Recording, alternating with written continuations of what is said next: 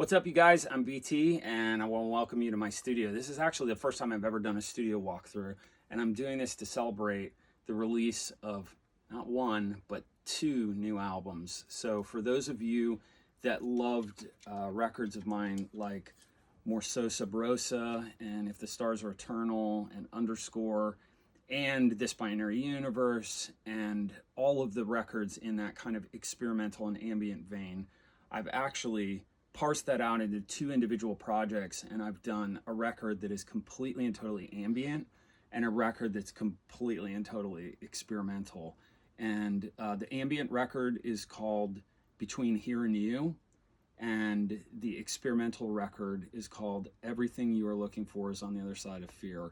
And so I'm going to show you guys around my studio to celebrate this news about these two records. I've never done this, so come on in and maybe flip around. And kind of one of the first cool things you'll see in the studio is this diffusion panel. This diffusion panel is based on prime numbers. I won't bore you with the mathematics of it, but it's atop this bass diffusion, and this also acts as a bass trap, the ceiling, and there's all kinds of absorptive panel, 3 layers of staggered seam drywall. It was quite a project to make this. One of the coolest things over here too is we at the very end made this little cubby of magazines, and check it out, these are like my favorite keyboard magazines of the 80s, and a bunch of cool manuals. These are manuals for a very special instrument I have. I'll show you in a minute.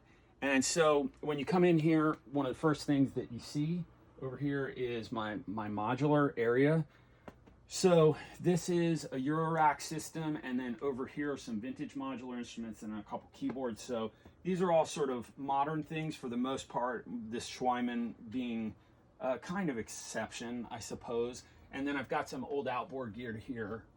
Some favorites over in this area are this MXR pitch transposer, which I've taken the actual control voltage inputs on the back of it and terminated it on a panel right here, so I can actually control that thing from like a step sequencer in the Eurorack area. This incredible sounding module, and actually I've used this a bunch on the IDM record that we have coming out. I've also used this instrument, and this was created by a friend of mine called Danny. His place is called Hideaway Studios, and it's this extraordinary instrument. Check it out over here.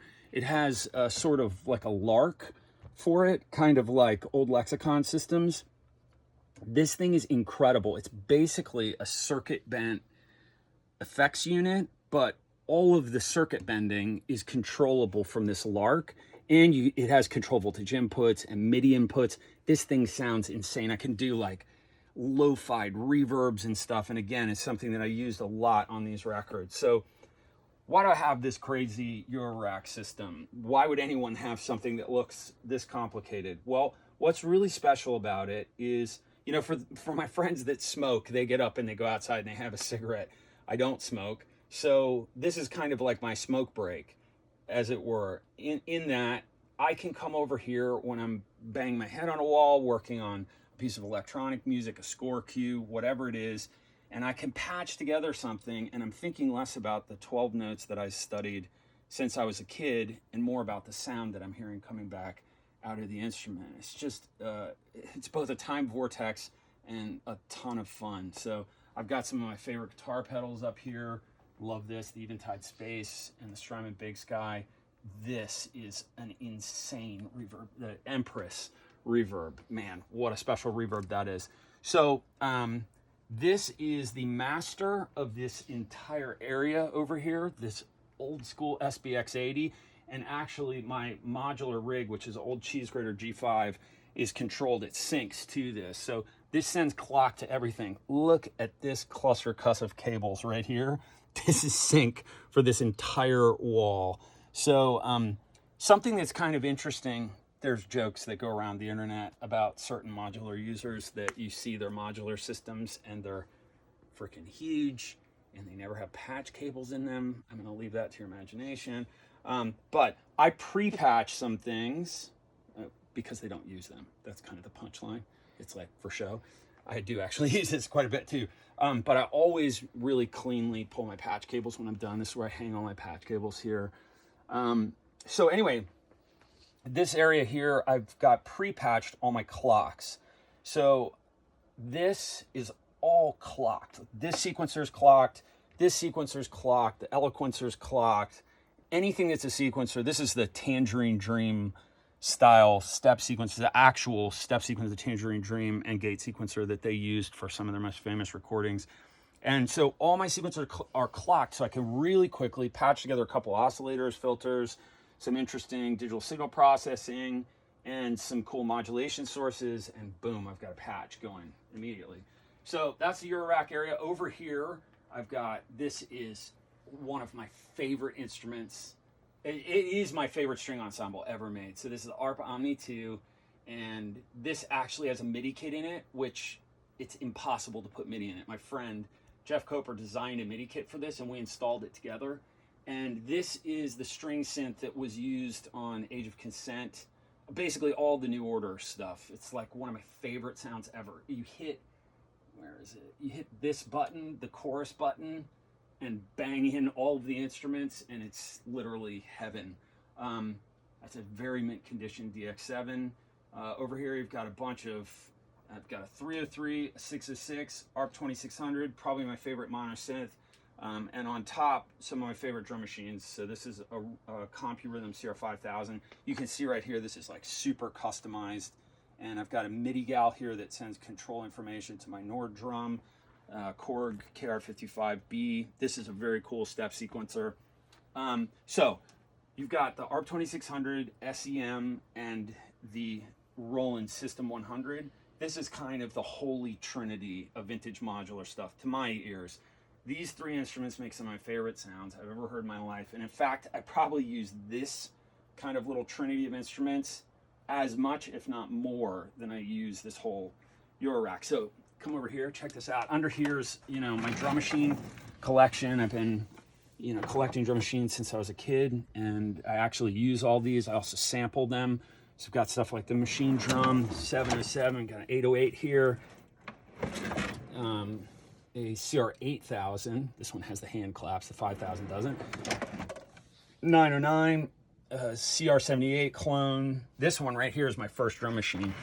I hate it, and so I had to keep it, so to find a use for it, and I actually have been able to use it now with kind of modern effects and stuff. That's one of my favorite drum machines, this Oberheim DX. Just an unbelievable drum machine. Of course, the classic Lindrum right there, and an EMU drumulator, made famous by Depeche Mode. Over here, moving over, I've got some other drum machines. This is one of my favorite analog percussion modules. This is the very famous Simmons SDSV, and this is such a cool instrument as well too. This is a Vermona, all analog drum synth.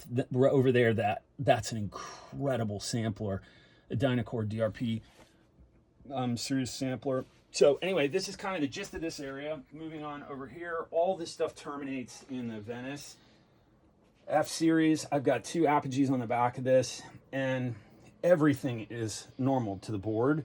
So I can literally power up my audio interfaces and my computer, and I can record immediately. Under here, I've got some of my favorite spring reverbs and tape delays. That's a vintage Echoplex. I love this. I've used this on so many pieces of music, from Dreaming to Ride. I've used that on just everything. I love this Multivox Echo 2. It's got a beautiful spring reverb in it. This is an incredible old school Yamaha mixer that actually has a drum machine in it, but I like it for the spring reverb. Right here's my VE Pro rig. My VE Pro rig, that is what I do all of my scoring on. So that's kind of like my 2019 version of a synclavier. So moving around this little cornucopia of awesome here, I've got my right synth rack. This has a vintage Mini Moog in it, Model D. Some 90s stuff like a Wave Station J8990 down there. That's a Crewmar Bit 1.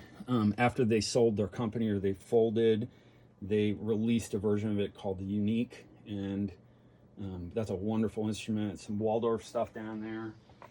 This is one of my synth racks here. I've got a OB6. This I used on tour this summer with All Hail the Silence. This is one of my favorite modern instruments ever made. I'm a huge Tom Oberheim and Dave Smith fan. Doesn't get much better than this. This is as good as modern analog stuff gets. This is the instrument that I did the bass line for Remember on. Still have it. Love this instrument. It's called a Roland SH09. It's being controlled here. It's only control voltage by this Kenton MIDI box. Of course, the famous OBX. Under here, got a Korg monopoly, a drum tracks, a rack of some incredible effects here. So Avalon 737 and a bunch of just unbelievable Summit gear that I love. This is a clone of a Fairchild, and it to my ears honestly sounds better. It's an incredible compressor. Like using this for vocals, all sorts of stuff. Sounds great on the Jupiter 8. It's mono. Some of my favorite kind of 90s and 80s effects. This H3000 was my friend Richard Fortis's that plays guitar for Guns N' Roses. He gets pissed off every time he sees it because he wished he didn't trade me it for a PCM 80. But sorry, Richard, love you, and I love your H3000 too. DP4, man, this is a sleeper. You ever see one of these on eBay? Pick it up. It's an incredible unit. These are super cool. These Roland SVR and SDE 330s.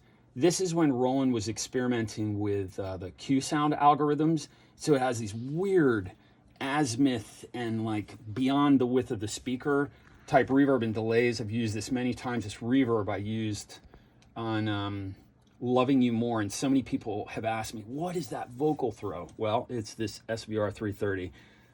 This is amazing. This toe box for widening vocals. One of my favorite reverbs, Lexicon 200.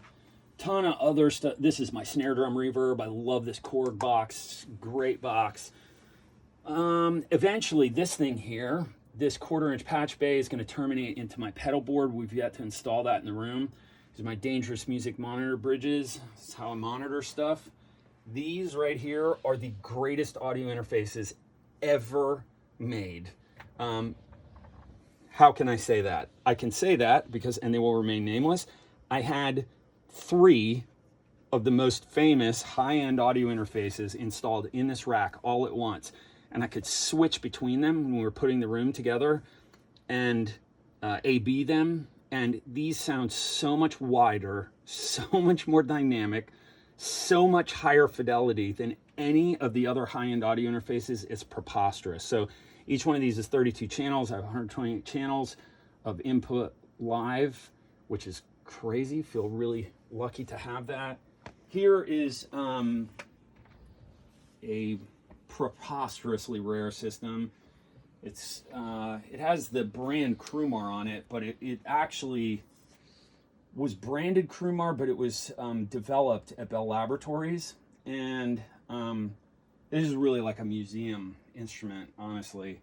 And it was owned by Klaus Schultz from Tangerine Dream. So this is one of the most advanced additive synthesizers ever made. This is kind of my little additive station. The mainframe for this is over here underneath the computer. I skipped over my Fairlight. I kind of don't know what to say about this. This is a Google search if you've never seen one. It's an instrument I wanted my entire life. It is the greatest sampler, in my opinion. Some people would argue the Synclavier is better. It's different. But to me, to my ears, this is the greatest sampler ever made. And I refurbished this thing to the metal over a period of a couple of years. So moving over here, we have, this is kind of my other sort of holy trinity of synths. These are my 3 favorite subtractive synths ever made. The Prophet 5, this is a Rev 3.3, installed MIDI in it myself. This is a Jupiter 8, still DCB, it's a 12-bit Jupiter 8. And that is a modern, so a reissue Model D, which to my ears sounds just incredible. It sounds like a perfectly calibrated vintage Moog Model D. I've got some other additive synthesizers and some FM stuff, a TG77, TX81Z over here. And then moving around to this side, this is crazy. I'm like actually talking about everything that's in the room. So couch, right? And my fancy accessories, Jupiter 8, source pillows, love this. So this over here is a really, really cool area, and it's actually not fully completed. So what is this area? This is actually my setup that I made EMA and ESCM on. So I set it up almost identical in layout, at least, to what I was doing at that time. This is a vintage IBM 5150 PC. It runs Voyager Sequencer Plus Gold. Sick how this powers up too. Check it out. Look at that. And it's pretty sweet. And it's connected to a vintage OS 9 24-bit Pro Tools rig with a couple 1622s. I've got some old school samplers here, the S900, S6000, and just instruments that I was using at this time. So this little area too are the keyboards that I was using at this time. This is a JX3P. It's got the Kiwi modification. Friend Tony in Canada did these mods to this. This Juno 106 has an incredible story. This was my first keyboard. I actually bought this. I don't know if you can see the calluses on my hands. Can you see that? Those are from mowing lawns to buy this synthesizer. So, and crazily, this synthesizer was lost. Check it out. This is booting up. This synthesizer was not lost. It was stolen. And I scoured eBay and Reverb for years and years and years looking for the serial number of this synth. And I actually, about 15 years after it was stolen, I found it. And so those of you that know the Juno 106 know that it's usually blue. And so I gutted it, did this Kiwi mod to it, kind of give it a fresh overhaul, and the Kiwi modifications for that are just wonderful as well too. A lot of people ask about our power bill, which is a really funny question, but I'm gonna kind of address it here. And people say, oh my gosh, it must cost so much money to power the room. Because so many of these instruments have old capacitors in them, old power supplies, I only power up what I need when I need it. So you can see all this stuff is off right now because I've been working only in my main rig this morning. In fact, all that wall is off as well too. So I kind of power up the room in sections. This, of course, is the uber famous trance synth, the JP8000. Use this particular one and this on everything from Never Gonna Come Back Down to Mercury and Solus. D50, that's probably my third or fourth keyboard I ever bought. I love that synth to this day, and the little version of it doesn't even kind of compare to the sound of the DAC on that. K3, Quiet K3 is a really cool additive synth. It's another subtractive synth. The Chrome Polaris is a really beefy sounding SSM filters. JX8P, that's a sleeper too, super underrated. My first drum machine, it's not my first drum machine, it's my first sampling drum machine. You can see I had it all kind of like hip hop painted and stuff. A friend of mine did that in Los Angeles, did a wonderful job to it. Bruce Vorat, he's an incredible engineer actually. And I've got my effects, including my DAT player and an Oral C exciter down there. And there's even a CD burner in there. This is like legit, like my little 90s area. So when that's all, a lot of it's online, but it's not fully working. But man, it's gonna be so much fun to work there. So this, again, to my ears, is kind of a modern classic, that Studio Logic Sledge. I love that instrument. Made you know, a really incredible patch bank for that. I use it a lot on everything actually. This is one of my favorite instruments ever made, the Prophet VS. I can't sing Dave Smith's praises enough. He is such a wizard. This is an unbelievable sounding instrument. The wavetables and, you know, wavetable modulation with a joystick, kind of pre-wave station with an analog filter, is just a peanut butter and chocolate combination. I think it's incredible. This is another one of my favorite synths, the Sequential Circuits Prophet 600. And this particular instrument has the Teensy modification in it, and that Teensy mod, oh my God, that makes this such a remarkable sounding synth. It tightens the envelopes on it, and it sounds like, this is like a Baby Prophet 5 with a Teensy mod. Jupiter 6, that is super overrated to my ears, but I've had it forever. So, and I do use it sometimes. Juno 60 and the Juno 6, two of my favorite instruments ever made. DS8 Korg, that's a 4-op FM synth with a Bucket Brigade delay. So it's got analog effects. What a sleeper that thing is. I love that instrument. This is a Prophet T8, you know, poly aftertouch. It's just as good as it gets in the analog world. Matrix 12, another absolute classic. Yamaha CS-80, incredible for bass line and sort of blippy ARP parts. This I got for my birthday, so I haven't had this for a long time. This is a Polavox, and oh my gosh, it's an angry beast of an instrument. I love this so much. Pro 1, that's probably my favorite mono synth. It's kind of a toss-up between that and an ARP 2600. DX5, that's like two DX7s. E3, this is emulator's version of a Fairlight. SX210, another sleeper. This kicks the crap out of a Juno 106, in my humble opinion. Love this instrument. What an incredible sounding instrument that is. The sort of analog ensemble in that's wonderful. And Sonic ESQ1, another one of my favorites. This is an ARP Selena, the second generation of them, and that's just a remarkable instrument as well too. So this is kind of saving the best for last. This 300-pound beast here is the Yamaha CS-80, and check this out in here. It's kind of as cool as it gets. Boys and girls, that's how we used to save patches. Look in there, just like that's your patch. Save 2 patches in there. So ribbon slider, poly aftertouch. This is like the Jurassic Park of synthesizers, and it sounds like it. The video game I'm composing for right now, I've used this to really tremendous effect. And I have to say, this is, I mean, it's not even arguable. This is the greatest analog polysynth that has ever been made. And I have no idea why Yamaha does not remake this instrument, because a lot of people would buy it. Same with Roland and the Jupiter 8. Like, befuddled that they don't remake those. If they don't, Behringer's going to, so they should. These are the greatest speakers I've ever heard in my life. These are ATCs with stereo hand wound 15 subs, quad subs. It's crazy. This room sounds ridiculous. This wall too is really neat. This wall was built by Tony Brett of Brett Acoustics. This whole room was built by Tony and his guys. And we laid out this 200-year-old kilned barnwood, and we laid this out in the yard, and it's tongue and grooved. And to get the geometry of this right, you can see this is a trapezoid. It's leaning on a 27-degree angle. This wall's on, like, I think an 11-degree angle.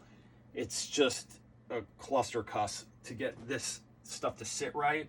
So they spent a lot of time framing this out and then drywalling it, filling it. The speakers weigh almost 1,200 pounds a stack, and these are ATC amplifiers. These are handmade as well too. Just extraordinary, thoughtful engineering goes into these.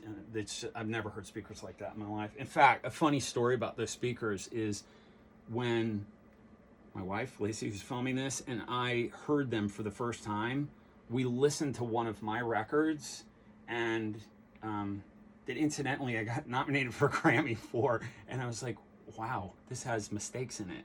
And I'd never heard them before until I heard these speakers. So at any rate, they're incredible.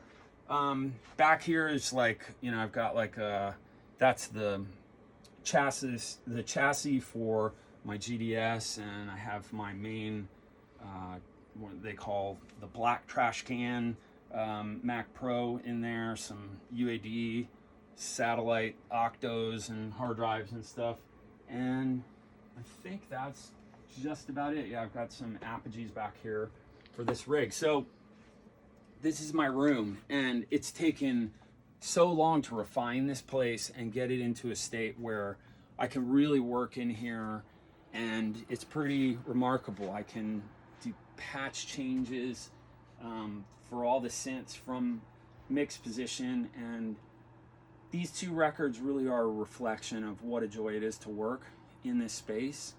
And I'm so proud of these albums, and I can't wait for you to hear them. The IDM record has, I think, 17 songs on it, and very much in keeping with the theme of this binary universe and underscore. And I'm super excited to hear you guys' feedback and can't wait to hear what you think about these records. So thanks for joining me and checking out my studio.